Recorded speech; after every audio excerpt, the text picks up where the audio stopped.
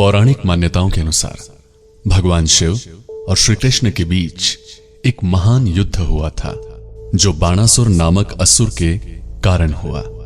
बाणासुर महादेव का परम भक्त था और उसकी कठोर तपस्या से प्रसन्न होकर भगवान शिव ने उसे उसकी रक्षा का वचन दिया था।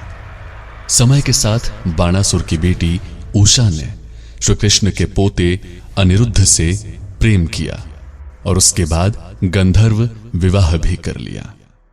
ये बात जब बाणासुर को पता चली तो उसने गुस्से में अनिरुद्ध को बंदी बना लिया। जब श्री कृष्ण को इस घटना की सूचना मिली तो वे अपनी सेना के साथ बाणासुर से युद्ध करने पहुंचे, जहां पर उनका सामना हुआ भगवान शिव की सेना के साथ। आज के पॉडकास्ट में सुनिए भगवान शिव और श्री कृष्ण के बीच युद्ध संवाद। Radio City podcast, Radio City podcast Dharmnath RJ Abhishek के साथ। बाणासुर के महल के चारों ओर युद्ध का दृश्य है। कृष्ण अपनी नारायणी सेना के साथ तैयार खड़े हैं, जबकि दूसरी ओर बाणासुर भगवान शिव और उनकी सेना, जिसमें कार्तिकेय, गणेश जी, समस्त योद्धा खड़े हैं बाणासुर की रक्षा के लिए। श्री कृष्ण अपने रथ पे खड़े हैं, जबकि भगवान शिव त्रिशूल लिए सामने आते हैं। उनके चेहरे पर गहरा भाव है। दोनों देवता एक दूसरे की ओर गंभीर दृष्टि से देखते हैं। तभी श्री कृष्ण शांत लेकिन गंभीर स्वर में महादेव से कहते हैं, महादेव, यह आपका भक्त बाणासुर है, जिसने अधर्म की राह अपनाई है। वो अनिरुद्ध को बंदी बनाकर अपने किले में कैद किया हुआ है। क्या आप इस अधर्म की रक्षा करने के लिए स्वयं युद्ध क्षेत्र में आए हैं? वासुदेव, बाणासुर मेरा परम भक्त है। मैंने उसे वचन दिया है कि उसकी रक्षा करूंगा, लेकिन मैं यहां केवल अपने वचन का पालन कर रहा हूं। तुम भी जानते हो कि एक भक्त की भक्ति का सम्मान करना मेरे लिए कितना महत्वपूर्ण है। महादेव, बाणासुर ने धर्म की सीमा पार की है। उसने अनिरुद्ध का अपहरण किया है। क्या यह अधर्म नहीं है? क्या केवल भक्ति के आधार पर आप अधर्म की रक्षा करेंगे? वासुदेव, भक्ति एक ऐसा बंधन है जो हमें हमारे भक्तों के प्रति जिम्मेदार बनाता है। बाणासुर ने वर्षों तक मेरी तपस्या की और मैं उसकी भक्ति से प्रभावित हुआ। मैं उसके प्रति अपने वचन का पालन करने के लिए प्रतिबद्ध हूं, लेकिन यह देखना तुम्हारा कर्तव्य है कि क्या अधर्म का नाश केवल युद्ध के माध्यम से ही संभव है?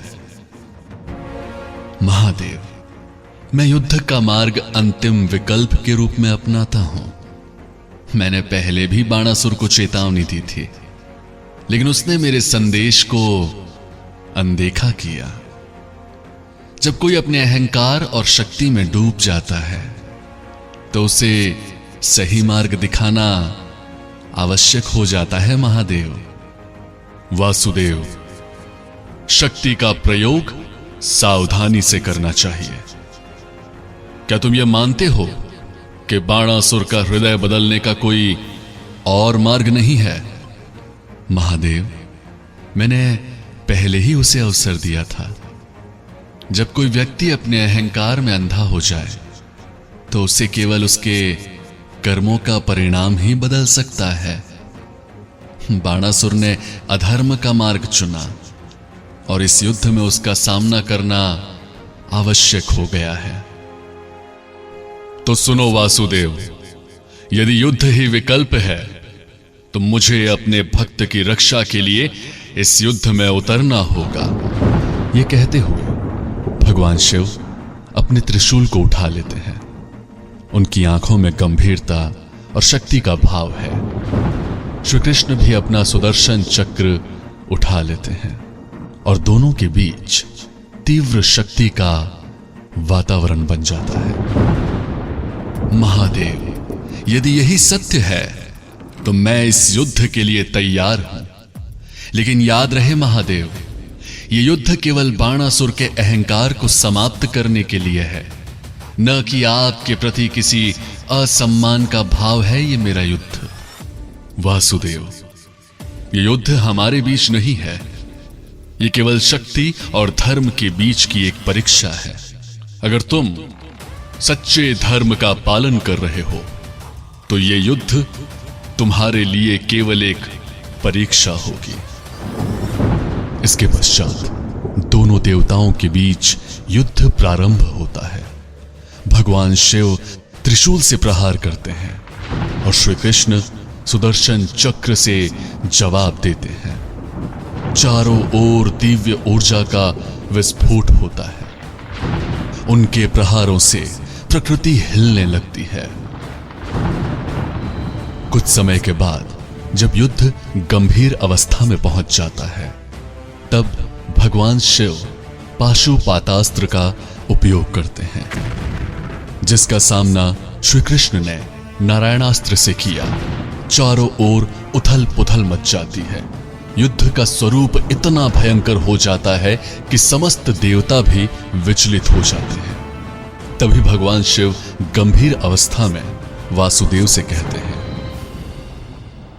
वासुदेव, तुम्हारी शक्ति असीम है, लेकिन देखो ये युद्ध कितना विनाशकारी हो रहा है।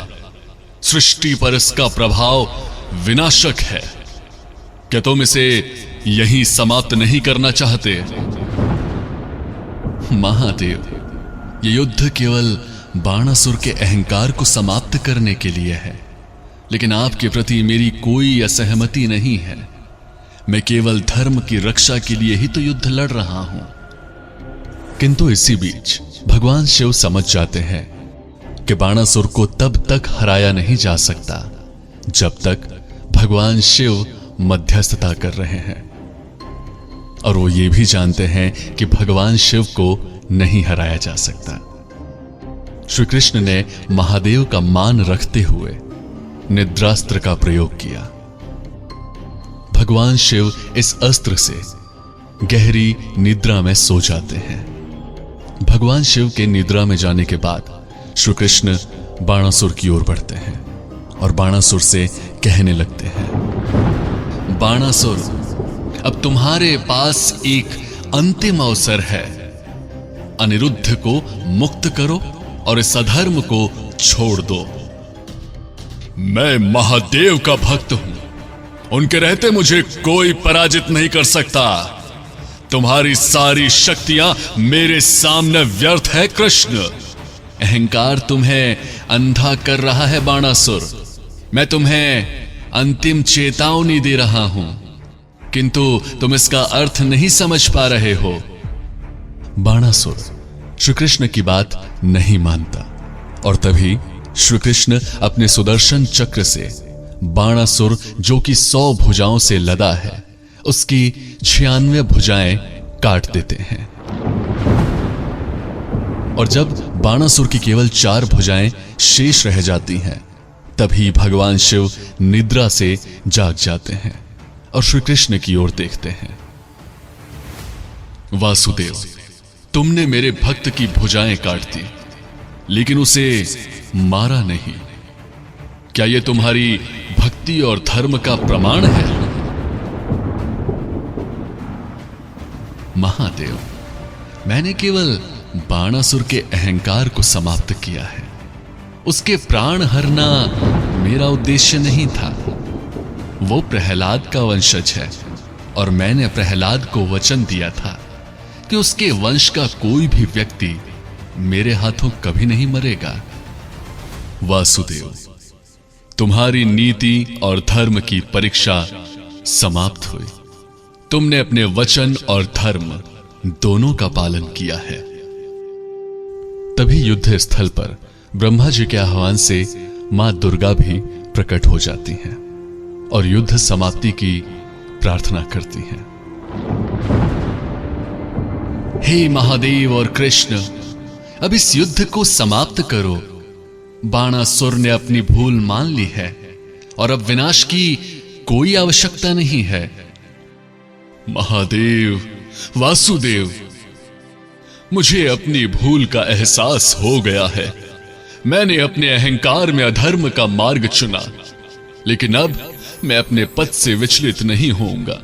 मुझे क्षमा करें महादेव, मुझे क्षमा करें वासुदेव। बाणासुर, तुमने अपनी भूल स्वीकार की है। यही तुम्हारे उद्धार का मार्ग है। अहंकार का नाश ही सच्ची मुक्ति होता है बाणासुर। जैसा कि महादेव ने कहा, अब तुम धर्म के पथ पर चलो और अपनी शक्ति का सही उपयोग करो। हर हर Mahadev. Radio City podcast, Radio City podcast Dharmnath RJ Abhishek के साथ।